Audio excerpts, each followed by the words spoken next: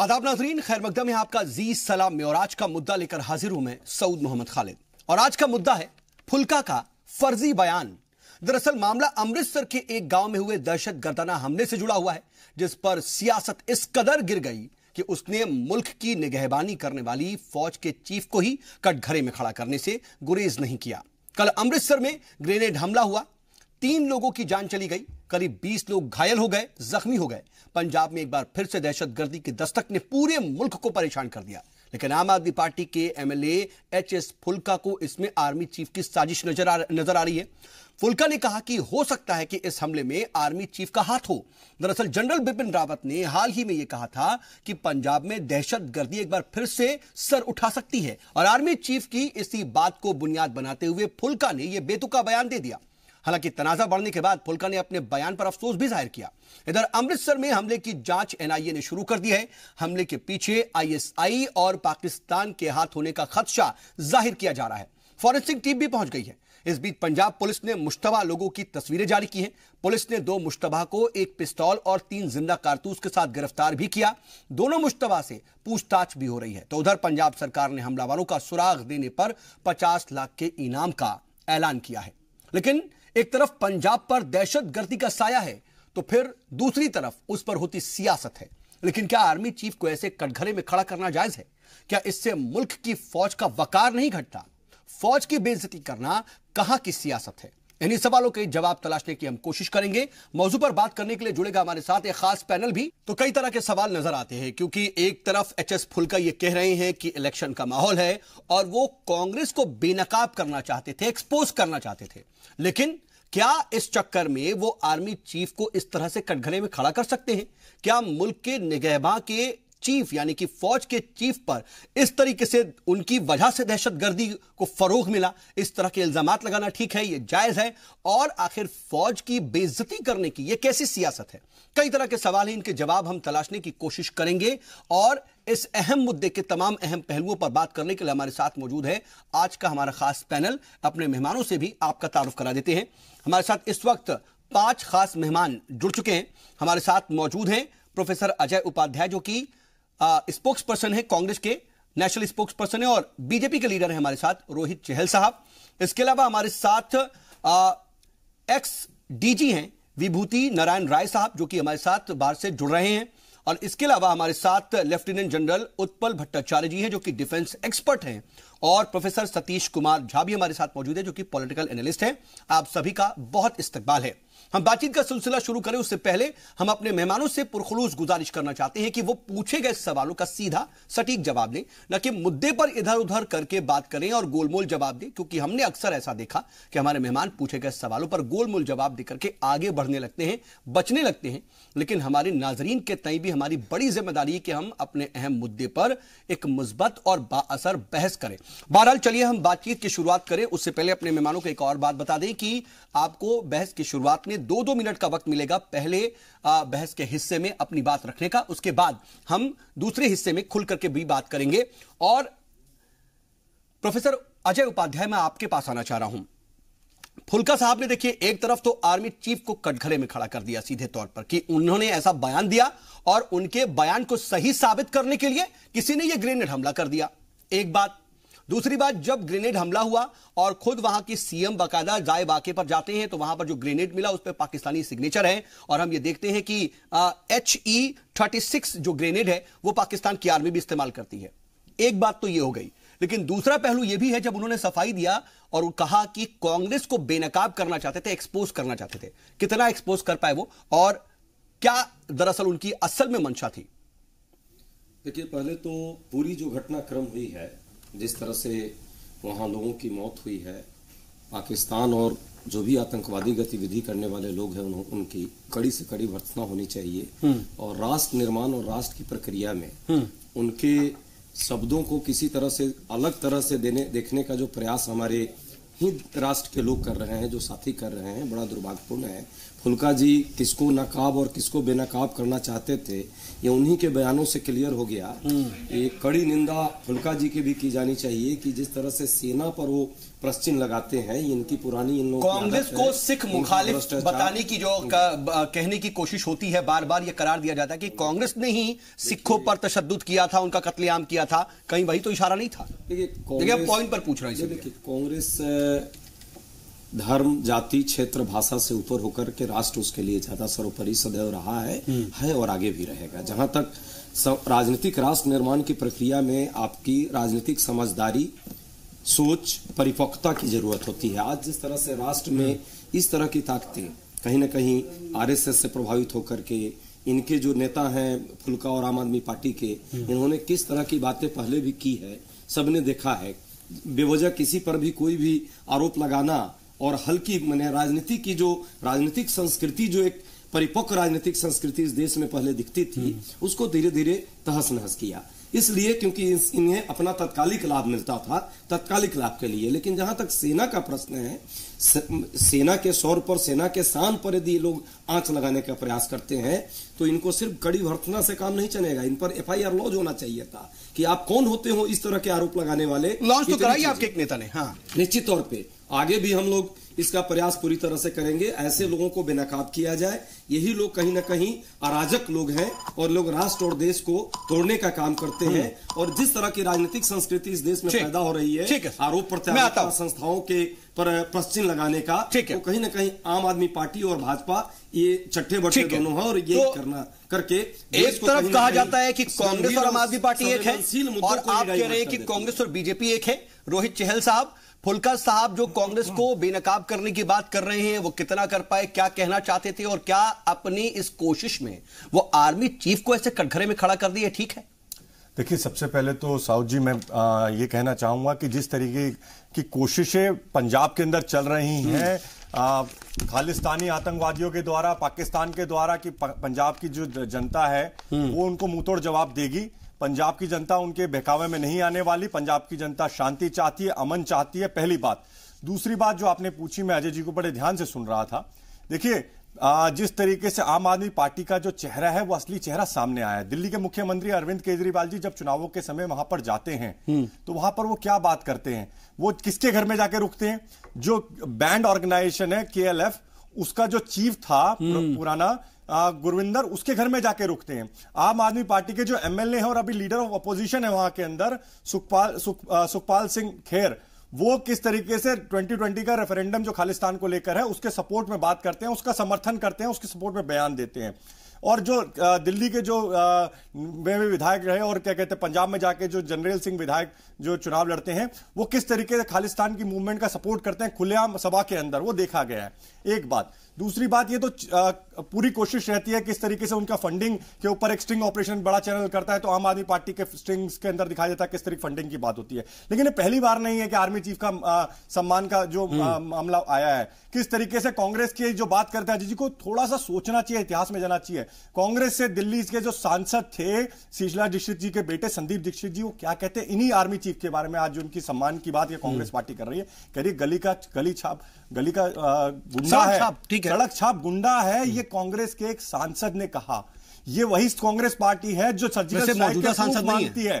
ये वही कांग्रेस पार्टी है जो हमारे सेना से शौर्य के ऊपर सवाल उठाती है। ये वही कांग्रेस पार्टी है जो कश्मीर में कहती है गुलाम नबी आजाद जी की जो सेना है वो सिविलियंस को ज्यादा मारती है, ना कि आतंकवादियों। तो देखिए, असली चेहरा ही हमेशा से आतंकवादियों को पनाह देने का। ये समझ में नहीं आता कि उपाध्याय जी की बात सही है या रोहित जी आपकी बात सही है, कौन किसके साथ है कौन किसके साथ नहीं है, हम जरा इसको समझेंगे। लेकिन विभूति नारायण राय साहब, मैं आपके पास आना चाहता हूं सर, कि देखिए इन सब के बीच जो इंटरनल सिक्योरिटी की बात आर्मी चीफ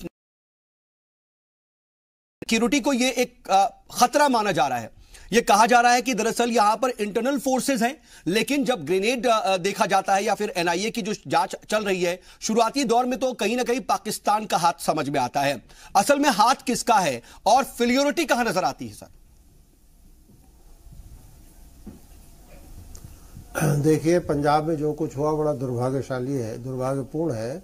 उसकी वजह यह है कि अगर आप पिछला दौर देखें, जब आतंकवादी या खालिस्तानी आतंकवाद का दौर चल रहा था, तब भी निरंकारियों पे ही हमले की शुरुआत से वो दौर एक खास तरह के स्टेज में पहुंचा था। सन 80 में निरंकारी गुरु की हत्या हुई थी और उसके बाद से ही वो आंदोलन एक खास तरह के बहुत खतरनाक दौर में पहुंचा था। तो ये जो पंजाब में हुआ ये खराब घटना है और निश्चित रूप से इसमें ISI का हाथ होगा, इसमें तो किसी का शक ही नहीं है। ग्रेनेड तो कोई छोटे मोटे अपराधी नहीं हासिल कर सकते, तो ISI का हाथ होगा। पर ये जो आपके सज्जन बोल रहे थे, मैं जानता नहीं कि किस बिना पर इस तरह की बातें कर रहे थे, ये उतनी ही दुर्भाग्यपूर्ण है। आप इसमें आर्मी चीफ को कहां से घसीट लाए? आर्मी चीफ को भी किसी तरह का पॉलिटिकल स्टेटमेंट नहीं देने चाहिए, ये भी सही है, लेकिन इसमें आप उस स्टेटमेंट के आधार पर ये कहें कि आर्मी ने कराया तो बहुत ही ज्यादा शर्मनाक है। ऐसी बातें नहीं करनी चाहिए। इसका हमें मिल के मुकाबला करना चाहिए, क्योंकि अगर एक बार पंजाब में फिर पुराना दौर लौटा तो पूरे देश को इसकी कीमत चुकानी पड़ेगी। तो हमें तो इसमें मिल करके इसका सारी संस्थाओं को, जितने इंस्टीट्यूशंस हैं, जितने स्टेक होल्डर्स हैं इंडियन स्टेट को, सबको मिल के इसका मुकाबला करना चाहिए। और मुझे नहीं लगता कि पंजाब में जनता का सपोर्ट इसको हासिल है। पंजाब की जनता बाय एंड लार्ज इस तरह की चीजों को ना पहले सपोर्ट करती थी ना आज करेगी। तो इन आप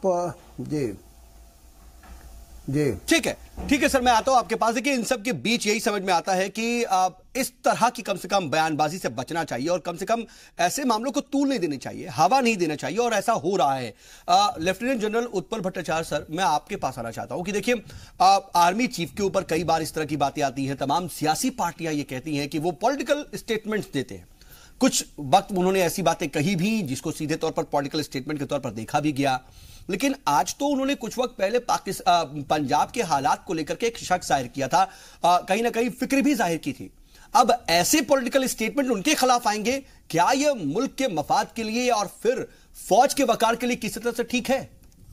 देखिए, हमारा फौज जो है सबसे ज्यादा अपॉलिटिकल है, राजनीति से उसका कोई संपर्क नहीं है।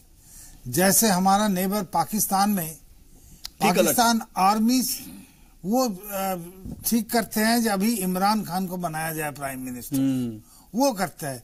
हमारा जो आर्मी है, एयरफोर्स है, जो नेवी है, जो डिफेंस फोर्सेस है, उसका इंटरेस्ट सिर्फ मुल्क के लिए है, उसका माने एक्सटर्नल थ्रेट ना है, और जरूरत हो तो इंटरनल सिक्योरिटी भी प्रोवाइड करे। तो इंटरनल सिक्योरिटी प्रोवाइड करने का भी आर्मी का कभी कभी ये रिस्पॉन्सिबिलिटी दिया जाता है। तो उसका इंटरनल सिक्योरिटी का जब ब्रीफिंग होता है तो उस टाइम में बताया जब पंजाब में जो ISI का K2 फैक्टर्स हर वक्त उसका दिमाग में रहता है, एक है कश्मीर और दूसरा है खालिस्तान। बोलो, ये कश्मीर खालिस्तान फैक्टर उसका दिमाग में ऐसा बैठा हुआ है, तो इसके लिए ये कुछ दिन पहले मकसूदन स्क्वायर में भी हुआ था जालंधर में, मेरे ख्याल सितंबर में, 1.5-2 महीने के करीब की बात। हाँ, तो वो लो एक्सप्लोसिव था, ये तो हाई एक्सप्लोसिव 36 आप जैसे बता रहे हो, वो ग्रेनेड था, उसका साथ AK-47 भी थे। तो उसके लिए उन्होंने एक शंका जताई, सो दैट जो बाकी सिक्योरिटी फोर्सेस है, पंजाब पुलिस है, उधर स्टेट आर्म्स पुलिस है, सबको थोड़ा सतर्क रहे। और जो सॉफ्ट टारगेट है, सॉफ्ट स्पॉट कौन सा होता है, ये जैसे राजासंसी एयरपोर्ट का पास ही था, ये निरंकारी लोग जिधर मिले, ऐसा सॉफ्ट स्पॉट्स को ठीक से उन्होंने सिक्योरिटी प्रोवाइड कर पाए जिधर कुछ हादसा ना हो, यही बताया था। तो उसका बाद वो जो बोला वो बड़ा दुर्भाग्यजनक है, नहीं होना चाहिए, बिल्कुल नहीं होना चाहिए। ठीक है सर, मैं आता हूं आपके पास। प्रोफेसर सतीश, मैं आपके पास आना चाहूंगा। देखिए सर, इन सब के बीच देखिए हम कहीं ना कहीं एजेंसीज की फेलोरिटी की बात भी समझ में आती है, कही जाती है, क्योंकि जब पहले से ही पंजाब हाई अलर्ट पर है, दिल्ली में भी अलर्ट रखा गया है, लेकिन इसके बाद भी इस तरह का एक हमला हो जाता है, एक गांव में निशाना बनाया जाता है। ये सब अपने आप में सिक्योरिटी से जुड़े इश्यूज हैं, लेकिन उस पर जिस तरह की सियासत हो रही है और कहीं ना कहीं अपने मफाद जो है वो साधने की कोशिश हो रही है, क्या ये एक तरह से जो 3 लोग मारे गए हैं उनकी लाशों पर सियासत नहीं हो रही है? बिल्कुल हो रही है, और अभी बताया भी गया था, जो पंजाब की जो स्थिति है, बड़ी मेहनत से और बहुत मुश्किल से हम लोग इस स्थिति में पहुंचे हैं। जो पंजाब एक तरह से एक नॉर्मल सिचुएशन में कुछ सालों से चल रहा है, लेकिन जो शॉर्ट टर्म पॉलिटिकल गेन जिसको बोलते हैं, राजनीतिक फायदा के लिए जो राजनीतिक दल कई बार कुछ चीजें करते हैं जो कि बिल्कुल ही आगे के लिए खतरनाक हो जाता है। और इस तरह की घटनाएं यदि पंजाब में शुरू हुआ फिर से, तो पंजाब एक ऐसा सेंसिटिव क्षेत्र है जो कि एक तो बॉर्डर से लगा हुआ है। पहले हम लोग इस तरह की चीजों को देख चुके हैं वहां, आतंकवाद को, तो फिर से कोई आश्चर्य नहीं कि पंजाब एक बार फिर वो पुरानी समस्या की तरफ बढ़ जाए।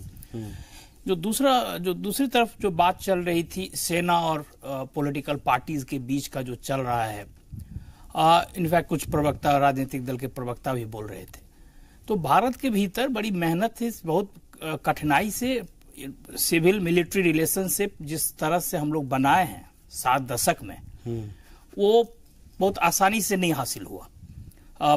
ठीक ही बता रहे थे सेना के आदमी, जो बिल्कुल अपॉलिटिकल है यहाँ का आर्मी, और उसको पॉलिटिसाइज करना बहुत ही खतरनाक हो सकता है। इस तरह के स्टेटमेंट्स कहने का इसको जो है और बल दे देते हैं। और दोनों तरफ से सावधानी बरतनी चाहिए। सेना को भी पॉलिटिकल स्टेटमेंट देना बिल्कुल ही सही नहीं है सेना की तरफ से, और कई बार हाल के दिनों में देखा गया जो कुछ स्टेटमेंट्स आए हैं, उससे भी बचना चाहिए। तो उससे ही बचना चाहिए। सेना का एक अलग स्थान है समाज के भीतर, और उस स्थान को वो बरकरार रखे, लेकिन राजनीतिक दलों को भी हर इस मुद्दे पे सेना को घसीटना अपने राजनीतिक फायदे के लिए बिल्कुल इससे सचेत रहना चाहिए। और जिस तरह से अभी पंजाब की घटना हो रही है, हुई है, इसमें कम से कम आगे के लिए तो बिल्कुल सतर्कता बरतने की जरूरत है। बेशक आगे के लिए कहीं ना कहीं चौकन्ना रहने की जरूरत है। और इन सब के बीच देखिए कई तरह के इश्यूज सामने आते हैं। एक इंटरनल सिक्योरिटी के भी इश्यूज है, और एक बड़ा इशू तो यह है कि क्या कहीं ना कहीं पाकिस्तान का जो टारगेट है वो शिफ्ट हो रहा है। एक बार फिर से पंजाब में दहशतगर्दी को हवा देने की कोशिश हो रही है, एक बात। इन सब के बीच दूसरी बात जो सिक्योरिटी एजेंसीज हैं उनकी कामयाबी और नाकामी से भी जुड़ती है कि क्या इस तरह के जब इनपुट्स थे उसके बाद भी इस तरह के वाकयात जब सामने आते हैं तो ये सीधे तौर पर इंटरनल सिक्योरिटी का फेल्योर नहीं है, एजेंसीज का, आईबी का फेल्योर नहीं है। अमृतसर में गांव के अंदर निरंकारी भवन पर एक ग्रेनेड से हमला होता है, 3 लोग मारे जाते हैं, 20 के तकरीबन लोग जख्मी होते हैं, और इन सब पर सियासत होती है। सियासत इस तरह की कि फौज के आर्मी चीफ को ही कटघरे में खड़ा कर दिया जाता है। क्या यह ठीक है? और क्या यह असल मुद्दे से ध्यान भटकाने वाली बात भी नहीं हो जाती है? क्योंकि पंजाब ऐसा नहीं है कि इस तरह के इनपुट्स सिक्योरिटी एजेंसीज को और खुफिया एजेंसीज को नहीं थी। एजेंसीज को इस तरह के इनपुट थे, बाकायदा पंजाब को अलर्ट पर रखा गया, दिल्ली को इसको लेकर के बाकायदा अलर्ट पर रखा गया, लेकिन फिर भी इतना बड़ा हमला हो गया, और यह साफ तौर पर दहशतगर्दाना हमला है, इसकी भी तस्दीक हो गई। जरा हम इस पहलू को भी टटोलने की कोशिश करेंगे। और विभूति सर, मैं आपके पास आना चाह रहा हूं। देखिए, इंटरनल सिक्योरिटी और खुफिया एजेंसियों की फेल्योरिटी को लेकर के, या फिर उनके जो कोशिशें की गई वो कितनी सही रही और कितनी कामयाब हो पाई, इसको लेकर के अगर हम बात करें तो क्या आप देखते हैं, कैसे इसको आप एनालिसिस करेंगे इसकी? देखिए, जो पंजाब में हुआ सही है, कहा जा सकता है कि इंटेलिजेंस फेलियर था, लेकिन इसे इंटेलिजेंस फेलियर आप नहीं भी कह सकते हैं। अच्छा। क्योंकि इतना बड़ा सूबा है, इतना बड़ा मुल्क है, दुश्मन आपका लगातार कोशिश करता रहता है, आप भी कोशिश करते। ये तो वार ऑफ नर्व्स है, बैटल ऑफ विट्स जिसे कहते हैं वो है। कई बार आप सफल हो जाते हैं, कई बार दुश्मन सफल हो जाता है। तो इसे आप मानिए कि इस बार दुश्मन सफल हो गया। लेकिन मैंने जितनी खबरें पढ़ी और अखबारों में, जाहिर है कि सारे इनपुट तो मेरे पास नहीं है, लेकिन अखबारों में जो पढ़ रहा हूँ उससे लग रहा है कि दुश्मन सफल नहीं हुआ है। बहुत सारे लीड्स हैं पुलिस के पास, और मैं सर लीड्स तो यहां तक की भी थी कि 7-8 दहशतगर्द जो है वो पाकिस्तान, वो पंजाब में मौजूद हैं, वो दिल्ली पर निशाना लगाने की या फिर दिल्ली को टारगेट करने की कोशिश में हैं, लेकिन इसके बारे में भी जानकारी नहीं मिली। और जो इनपुट्स बताए जा रहे थे दिल्ली को लेकर के, उसकी जगह पे पंजाब में हमला हो गया। कोशिश करेंगे ही नहीं, देखिए ये चलता रहता है, ये तो खेल है, दोनों पक्ष अपनी तरफ से खेलते हैं। हम रोकने की कोशिश करेंगे, वो हमें नुकसान पहुंचाने की कोशिश करेंगे, ये खेल तो चलता रहता है। इसमें इंटेलिजेंस एजेंसियों के फेलियर या सक्सेस को हम इतनी आसानी से नहीं आंक सकते। ये एक घटना हुई है, पर हमें ये जरूर ध्यान रखना चाहिए कि अगर हमने जरा भी लापरवाही बरती तो जो हमारा दुश्मन है पंजाब को वापस अंधेरे में ढकेलने की कोशिश कर रहा है। जो 81 या 80 और 90 के दहाई भट्टाचार्य सर, ये इसको आप किस तरह से देखते हैं? ठीक है, एक तरफ तो फौज और इंटेलिजेंस सिक्योरिटी एजेंसीज अपनी तरफ से कोशिश कर रहे हैं, लेकिन दूसरी तरफ से दुश्मन भी कोशिश कर रहा है। शय और मात का खेल है। लेकिन क्या इस तरीके से जो इकदाम उठाए गए, अलर्ट पर रखे गए, उसके बाद भी ऐसी चीजें मुमकिन हो जाती हैं? क्या इसको रोक पाना इतना मुश्किल हो जाता है, या फिर ये एकदम वाइल्ड गूस चेस था कि ऐसे किसी छोटे से इलाके को निशाना बनाया जाएगा? नहीं, देखिए, आपने जैसे बताया वल्नरेबल स्पॉट्स होता है। वल्नरेबल स्पॉट्स जैसे आदमी ज्यादा होता है, जैसे वो डिफरेंट सेक्स का आदमी भी मिल जाए, जैसे ये निरंकारी मिट्स है, निरंकारी का सब पंजाब का सब सेक्स का सपोर्ट नहीं है, ये एक पॉइंट ऑफ कंजेक्चर है। और पूरा डिटेल जो रिपोर्ट लिखा है, उन्होंने लिखा है पहले 2 सेवादार्स को बुलाया, 2 सेवादार्स को बुला के किधर कॉन्ग्रीगेशन हो रहा है, किधर मैक्सिमम उसको पब्लिसिटी मिलेगा, मैक्सिमम कैजुअलिटी हो सकता है, उस स्पॉट उन्होंने देख लिया। देखा क्विक एक्शन, माने ऐसा वाला ऑपरेशंस के लिए quickly infiltrate, finish your work and then exfiltrate, that is very important. Exfiltrate मतलब भागना भी है उधर से। तो उन्होंने ऐसा करके कार्रवाई खत्म करके उसके बाद जल्दी एक्सफिल्ट्रेट भी कर लिया। तो इंटेलिजेंस फेलियर, जैसे प्रोफेसर साहब पहले बता रहे थे, इंटेलिजेंस फेलियर हम इसको सीधा नहीं बोल सकते हैं। देखिए, ये बैटल ऑफ विट्स जैसे उन्होंने बहुत ठीक है सर, वैसे भी हम अपनी इंटेलिजेंस जो है एजेंसीज हैं उनको सीधे तौर पर खटगरे में खड़ा करें, उसके लिए भी एक सोचना पड़ता है। लेकिन फिर भी इनपुट्स थे, तो यही उम्मीद की जाएगी कि ऐसा नहीं होता तो बेहतर होता। बहरहाल, लेकिन उपाध्याय साहब देखिए, इन सब के बीच जो है वो जो इस तरह के स्टेटमेंट्स आ रहे हैं, इसको हम किस तरह से देखें? यहां पर तो देखिए पंजाब के हसास तरीन इलाकों की बात है, वहां पर जो माहौल है, जिस तरीके से वहां का यूथ जो है वो इस वक्त कहीं ना कहीं फोकस नजर नहीं आता है। इन सबके बीच जो इंटरनल पॉलिटिक्स है, इंटरनल हालात है, चाहे वो खालिस्तान की बात हो जाए या फिर निरंकारी और सिखों के बीच के आपस में जो तशद्दुद है, इसको लेकर के इंटरनल मामला है या एक्सटर्नल मामला है, बैनुल अक़वामी पाकिस्तान का इसमें इंटरफेरेंस है, कैसे देखा जाए? देखिए, ये तो सच्चाई है कि पिछले जो 10-12 वर्षों का जो शासन रहा, जगह मिलनी चाहिए थी, उनको रोजगार मिलना चाहिए था, उनको सही डायरेक्शन मिलना चाहिए था, कहीं ना कहीं उसमें कमी रही और आज बेरोजगारी की हालत में है। और ज्यादातर हम सब ने देखा है कि किस तरह नशे को लेकर के कितनी चीजें आई। संभाल पाया, वहां तो एक छोटे से गांव में जाकर के दहशतगर्द जो है हमला कर देते हैं। 10 सेकेंड, लेकिन वो मुद्दे अलग हैं। मैं कहता हूं कि जो भी फेल्योर रही है पिछली सरकार की, हमें समय अभी मिला है, हम लोग भी प्रयास कर रहे हैं और एक बड़ा प्रयास सबका होना चाहिए सामूहिक। आज का जो पिछले 2-3 दिन में जो घटना हुई है और उससे रिलेटेड जो फुल्का जी का स्टेटमेंट है, वो बहुत ही दुर्भाग्यपूर्ण है। और जो घटना हुई है, उस घटना को जिस तरह से पाकिस्तान प्रायोजित यदि है, तो इस तरह के चीजें वहां के समाज में डालने का प्रयास हो रहा है। और धार्मिक एजेंडे को लेकर के सेक्ट वर्सेस सेक्ट की लड़ाई कराना यदि वो लोग चाह रहे हैं, तो इन मंसूबे में कभी वहां के लोग अब उनको सफल नहीं होने देंगे। ये पूरा विश्वास है पंजाब का यूथ, पंजाब के लोग और पंजाब की जो आम जनता है, वो इस उनके नकारेपन को समझ चुकी है और पाकिस्तान के लोगों के ये मंसूबे को भी समझ चुकी है। इसलिए इस मुद्दे पर सभी पार्टियां, मुझे लगता है कांग्रेस, भाजपा, बाकी सबको रहना चाहिए साथ। ये आतंकवाद किसी का नहीं है, आतंकवाद सबका दुश्मन है और सेना के मुद्दों पर भी किसी को गलत बात बयानबाजी नहीं करनी। आखिरी में जो लाइन बोली ना, आतंकवाद सबका दुश्मन है, वो सबसे अच्छी लाइन थी। लेकिन अजय जी ने, मैंने जो प्रश्न किया, देखिए पहली बार नहीं, हमारे सेना का जो मनोबल है, सेना आतंकवादियों से सीमा पर लड़ रही है, उनको मुंह तोड़ जवाब दे रही है। खालिस्तानियों को पूरा वहां से खदेड़ने का काम हमारी सेना ने किया, हमारी फोर्सेज ने किया। लेकिन जब इस तरीके की बातें कांग्रेस के लोग करते हैं, अरे भाई, आज फुल्का जी को तो कम से कम फुल्का जी पर भी तो विरोध कर लीजिए। एक बार फुल्का पर विरोध आपने नहीं किया, क्योंकि आपकी सांठगांठ आरएसएस, ये फुल्का और आम आदमी पार्टी के बैकअप आपने दी थी। आज उसी का परिणाम है। ये वही लोग हैं, अराजक लोग, जिनको आपने दिल्ली में पहले इंडिया गेट पर घुमाया था, झूठे बयान दिलवाया था, बेईमान और भ्रष्ट सरकार की बात की थी। एक चीज नहीं पकड़ी गई, रोज आप लोग नौटंकी मीडिया के माध्यम से कराते थे और अरविंद केजरीवाल उनकी कंपनी को आप उस पर रखते थे। आज उनको आप कंडेम नहीं कर पा रहे हैं, इसलिए क्योंकि पता है ये चोर मौसेरे भाई का ये जो साठगांठ है, ये साठगांठ कोई है। जिस तरह की राजनीतिक संस्कृति को इस देश में आप लोगों ने पैदा की है, आज उसी का नतीजा है। सारी संस्थाओं पर अपने पर्ची लगाया, सीबीआई, आईबी, इंटेलिजेंस सबको अपने कंट्रोल में करने का आपने प्रयास किया है। संस्थाओं को कम से कम छोड़ दीजिए। कांग्रेस के नेता पंजाब सरकारें आएंगी और जाएंगी, कांग्रेस की हो, भाजपा की हो, किसी भी सरकार हो, लेकिन संस्था सुरक्षित रहनी चाहिए, देश तभी सुरक्षित रहेगा।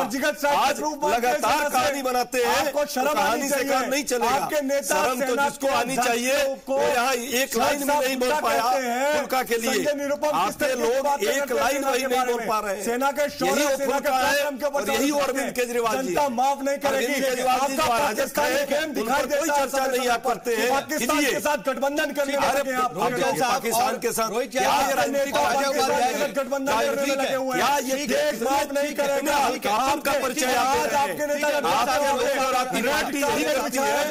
आप लोगों ने यही गलत काम करके देश में आते हैं। ठीक है, वही तो बात है कि लोग अपने आप को सही साबित करने की कोशिश कर रहे हैं, लेकिन आवाम सब जान रही है, आवाम सब जान रही है। सतीश जी, सतीश जी, ठीक है, सतीश जी, ठीक है, सतीश जी, रोहित चहल साहब आता हूँ, रोहित चहल साहब, अजय साहब, चहल साहब और ठीक है अजय उपाध्याय जी, सतीश झा जी, मुझे मेरा सवाल सतीश झा जी से, ठीक है, उपाध्याय जी और चहल साहब, अजय जी, रोहित जी, ठीक है, रोहित जी, सर मेरी बात सुनेंगे, ये दो हमारे यहाँ पैनलिस्ट हैं। आपको लगता है कि इससे बातचीत हो पाएगी? अजय जी और रोहित जी, सर ऐसे बात हो पाएगी? सर ऐसे बात नहीं हो पाएगी, सर ऐसे बात नहीं हो पाएगी उपाध्याय जी, समझिए ना इस बात को। लेकिन सतीश सर देखिए, बयानों का बहुत ज्यादा जो है एक तरह से महत्व होता है, उसकी बहुत अहमियत होती है, और जब कोई बड़ा लीडर इस तरह के बयान देते हैं तो फिर उसके ऊपर पार्टी को घेरा जाता है।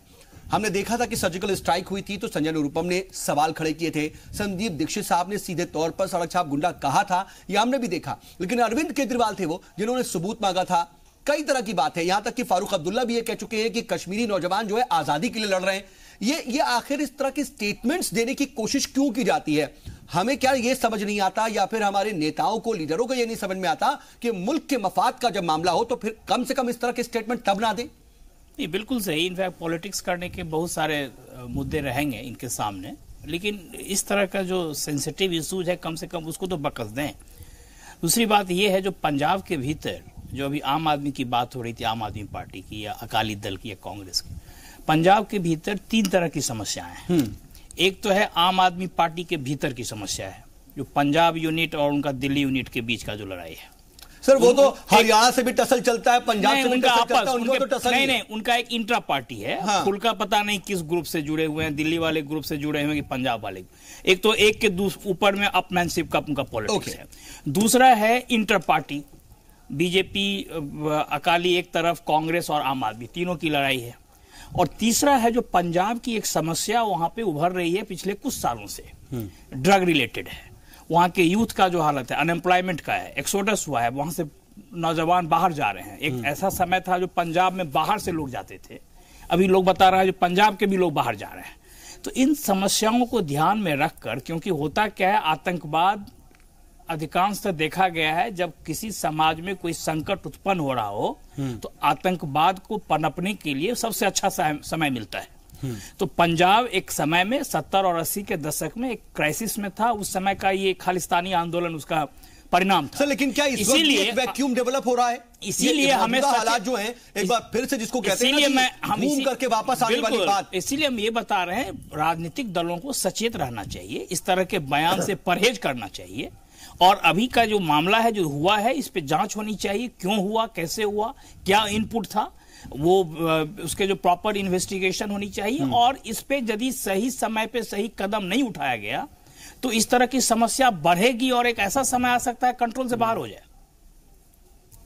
ठीक है वाकई, लेकिन कंट्रोल से बाहर होने वाली जो सिचुएशन है, मैं विभूति सर आपके पास आना चाहता हूं और ये समझना चाहता हूं कि अगर हम पंजाब में इस वक्त इंटरनल सिचुएशंस की बात करें, देखिए किसने हालात बिगाड़े, कौन हालात संभाल रहा है, इससे अलग हट करके जब हम एडमिनिस्ट्रेशन की बात करते हैं तो वो तो किसी भी सिचुएशन से सीधे तौर पर जमीन पर जो है वो दो चार होता है।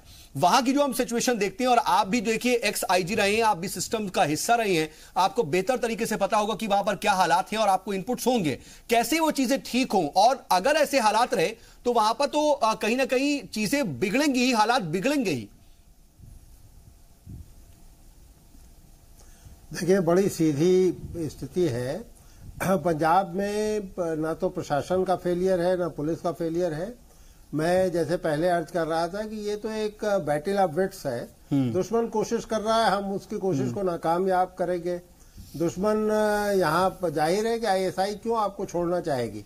ये अलग बात है कि 80s और 90s का पंजाब नहीं है, पूरा बॉर्डर फेंस हो चुका है, बॉर्डर में बेहतर मैनेजमेंट हो रहा है, तो उतना आसान नहीं घुसपैठ करना है, हथियार भेजना। तो इतने बड़े मुल्क में सब चलता रहेगा, तो हमें इसमें बहुत पैनिकी होने की जरूरत नहीं है।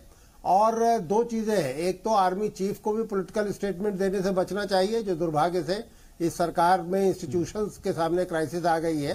सारी इंस्टीट्यूशंस इस तरह के क्राइसिस में मुब्तला है, दुर्भाग्य से आर्मी भी हो गई है, तो आर्मी चीफ को भी बचना चाहिए।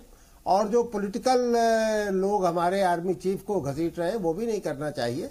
ये एक बड़ा सीधा सवाल, सीधी सी स्थिति है कि हमको मिल करके इस समस्या से लड़ना चाहिए। सीधे तौर पर सर नेशन फर्स्ट की बात होनी चाहिए, और जब आदमी के जहन में नेशन फर्स्ट आ जाएगा ना तो कम से कम वो इन चीजों से बचेगा। लेकिन भट्टाचार्य सर देखिए, इन सब के बीच एक बात ये भी कही जा रही है कि अलकायदा का जो जाकिर मूसा है, इन हमलों के पीछे क्या उसका हाथ है?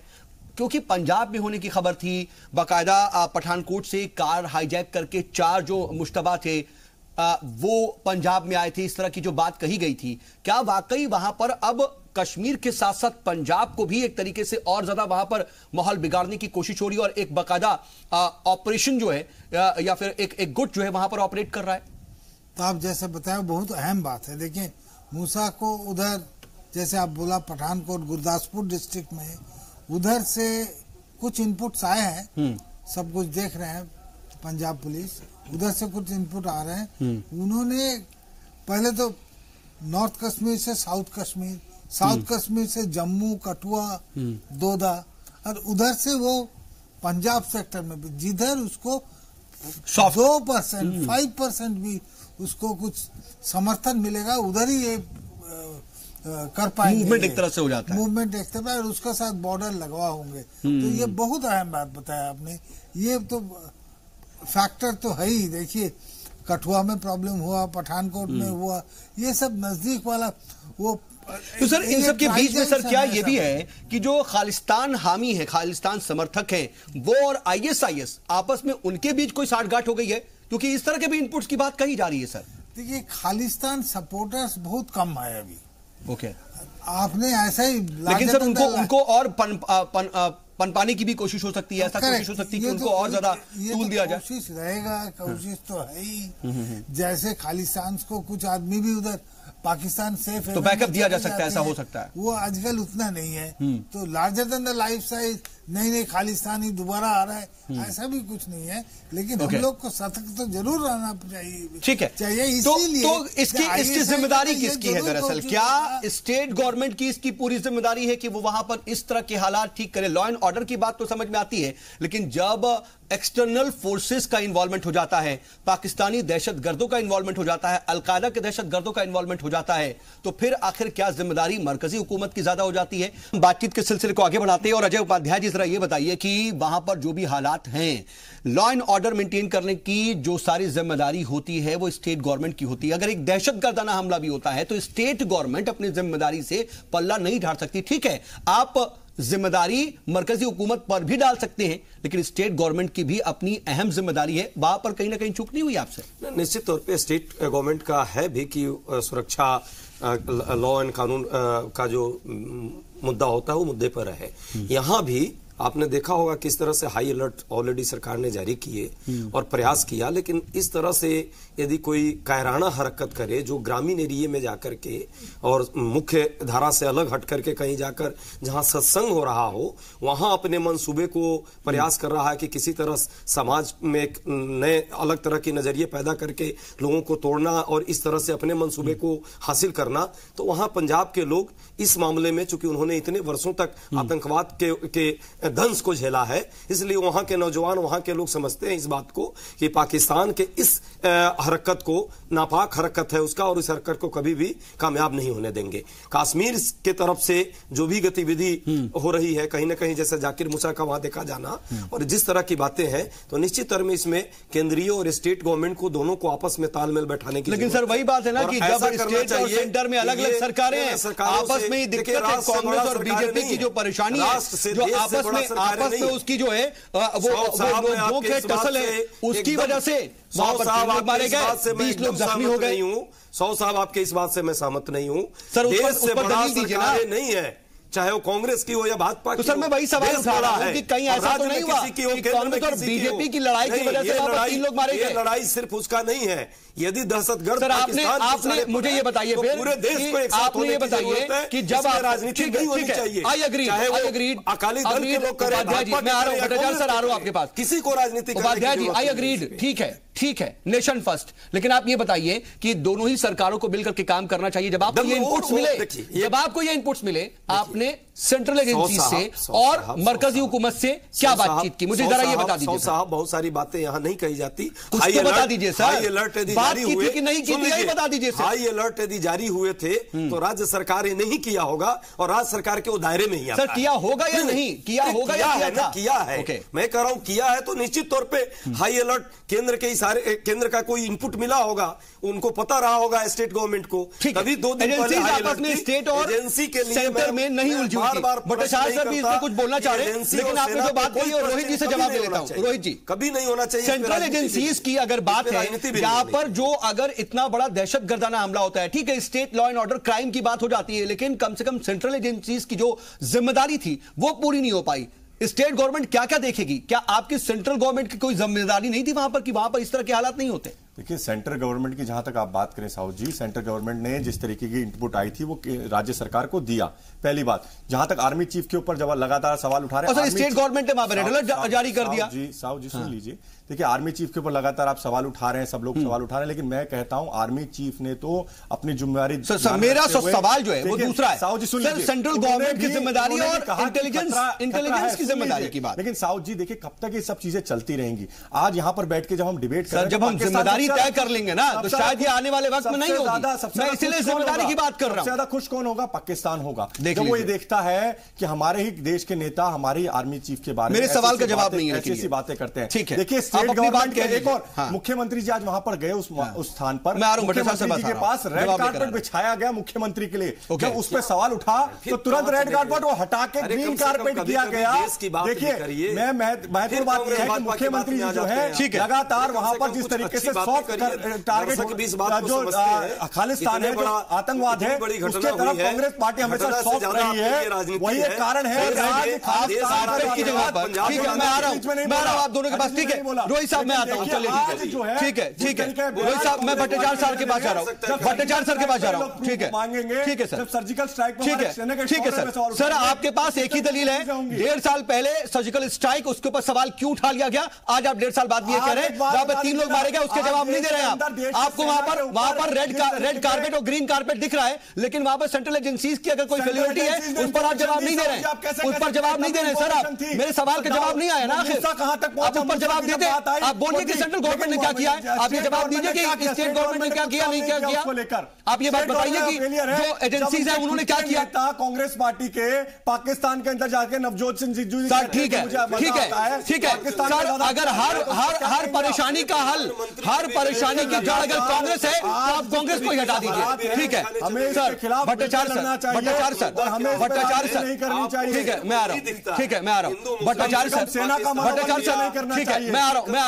भट्टाचार्य सर का एक इंपॉर्टेंट इनपुट आना चाह रहे हैं, वो लगातार अपनी बात रखना चाह रहे हैं, मैं चाहूंगा सर। भट्टाचार्य सर, बिल्कुल तालमेल नहीं था, हमने ये बोलने मांगता है ये गलत बात है।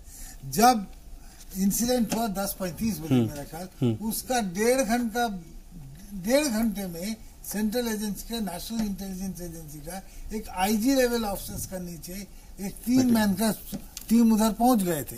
लेकिन स्टेट के लोग नहीं पहुंचे थे। ओके, स्टेट का लोग भी थे। ओके, नेशनल इंटेलिजेंस एजेंसी भी उधर पहुंच गए थे। ओके, लेकिन आप बोल सकते हो ये कार्रवाई होने के बाद तो सब कोई सोच सकते हैं 1.5 घंटे बाद, लेकिन कोऑर्डिनेशन से एकदम नहीं है, कोऑर्डिनेशन की कमी थी। मैं सर फाइनल कमेंट के कोऑर्डिनेशन की कमी नहीं थी, कोऑर्डिनेशन पूरा था के बीच, लेकिन कहीं ना कहीं जो कार्रवाई जिस तरीके से, ठीक है। मैं आ रहा हूं, रोहित चहल साहब आ रहा हूं जल्दी से। सतीश सर, मैं आपसे समझना चाहूंगा कि देखिए इन सब के बीच क्या कांग्रेस और बीजेपी यही होता रहेगा कि हमेशा जो है ये कहा जाए कि 70 साल की जो कमियां थी उसकी वजह से आज की ये हालत है, अगर वहां पर जो भी परेशानियां हैं, जो पाकिस्तान की बात आ जाती है तो यह बात याद दिलाई जाती कि सर्जिकल स्ट्राइक पर किसने सवाल उठाया, किसने नहीं उठाया, किसने सड़क छाप गुंडा का।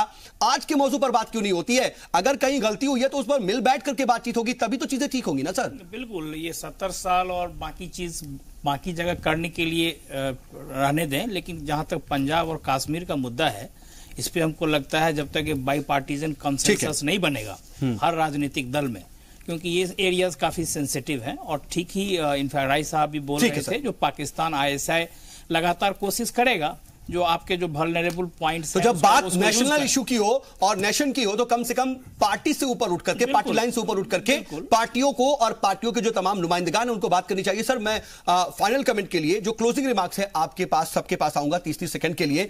और विभूति सर मैं आपके पास आना चाह रहा हूं कि देखिए ये जो हो गया, लेकिन अभी भी तमाम इनपुट्स हैं, और चाहे वो जाकिर मूसा की पाकिस्तान में मौजूदगी की बात हो रही हो या फिर 7-8 दहशतगर्दों के छिपे होने की बात हो जो दिल्ली को टारगेट करना चाहते हैं, ऐसे में क्या जरूरी इकदाम हैं जो किए जाने चाहिए? देखिए, फेडरल स्ट्रक्चर में सारी चीजें बहुत स्पष्ट निर्धारित हैं। फौज को, BSF को, या जो दूसरे सेंट्रल ऑर्गेनाइजेशन है, IP है, RAW है, इन लोगों को बॉर्डर डोमिनेट करना चाहिए और जो इंटेलिजेंस इनके पास है उसको स्टेट के साथ शेयर करना चाहिए।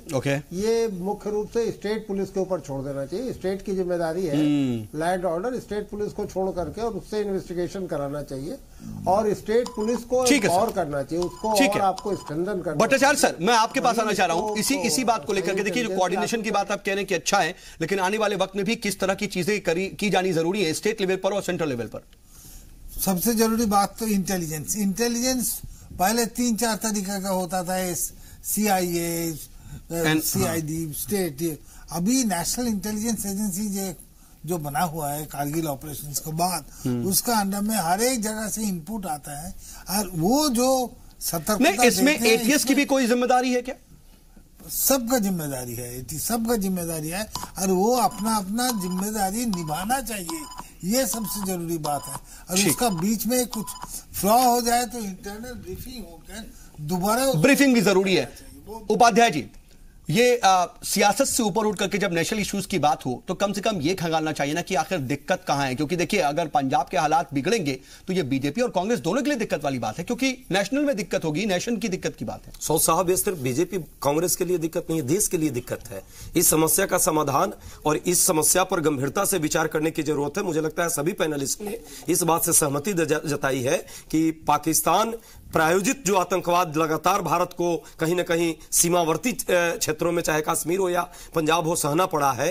पंजाब आज के डेट में जिन परिस्थितियों में है, उस संवेदनशीलता को समझने की जरूरत है। इसके लिए जाति, धर्म, राजनीति और भाषा से ऊपर उठ करके देश महत्वपूर्ण है। आतंकवाद सबका दुश्मन है, आतंकवाद किसी का नेशन फर्स्ट, उसके बाद पार्टी लाइन से ऊपर हट करके क्या इस पर और मुस्बत तरीके से बात नहीं होनी चाहिए? देखिए बिल्कुल सही बात है इस जैसे संवेदनशील इशू पे, क्योंकि जिस तरीके से कश्मीर की बात है उसी तरीके से आज जो हमारे हालात जो कोशिश कर रहा है पाकिस्तान लगातार, जिस तरीके की बात कही K2 की, कश्मीर और खालिस्तान की जो पाकिस्तान नाकाम कोशिश में लगा, वो बिल्कुल भी मुमकिन नहीं होने वाला। जो सपना वो पाकिस्तान देख रहा है वो बिल्कुल भी पूरा नहीं होगा। बलूचिस्तान जरूर आजाद होगा, लेकिन मैं एक और बात कह दूं, पाकिस्तान के जो मंसूबे पूरे नहीं होने जा रहे हैं। जो पंजाब के लोग हैं वो मजबूती से खड़े हुए हैं और आतंकवाद को बाहर फेंकने का काम पंजाब के जिस तरीके से खालिस्तान के आतंकवादियों को किया था। जो तमाम सियासी पार्टियां हैं वो भी अपनी पार्टी लाइन से ऊपर हट करके अगर मजबूती से एक साथ कम से कम यहां पर नजर आए तो और अच्छा होगा। सतीश सर, मैं आपसे फाइनल क्लोजिंग रिमार्क समझना चाहूंगा कि आखिर ये जो हालात है पंजाब को लेकर के जो इनपुट्स मिल रहे हैं, इनको बेहतर करने के लिए पॉलिटिकल लेवल पर क्या काम होने चाहिए सर? Final comment. हम सबसे पहली बात तो ये है, जो फेडरल स्ट्रक्चर को ध्यान में रख के रूलिंग और अपोजिशन पार्टीज के कंट्रोल में जो भी गवर्नमेंट है, इस चीज को भूल के जो नेशनल इश्यूज हैं, नेशनल कंसर्न है, उसको एड्रेस करना चाहिए। अभी हम लोगों ने सीबीआई के क्रम में देखा, जो आंध्रा और बंगाल में जो हो रहा है, हम नहीं घुसने देंगे। आर्मी और जो सेंट्रल एजेंसीज हैं जो कि बॉर्डर एरियाज में इंपॉर्टेंट रोल प्ले करते हैं, उसके थ्रू जो काम है वो करवा के, लेकिन स्टेट गवर्नमेंट का जो जुरिस्डिक्शन है उसको सम्मान करते हुए इन मुद्दों को हम लोग डील करें। बेशक सर, आप सभी मेहमान हमारे साथ जुड़े और बातचीत में शामिल हुए, इसके लिए आपका बहुत बहुत शुक्रिया। बात जब मुल्क की हो, नेशन की हो, दहशतगर्दी से लड़ाई की हो, तो फिर पार्टी के बारे में नहीं सोचना चाहिए बल्कि मुल्क के बारे में सोचना चाहिए। कम से कम फुल्का जैसे लोगों को तो यह बात जरूर समझनी चाहिए। आज का मुद्दा में बस इतना ही।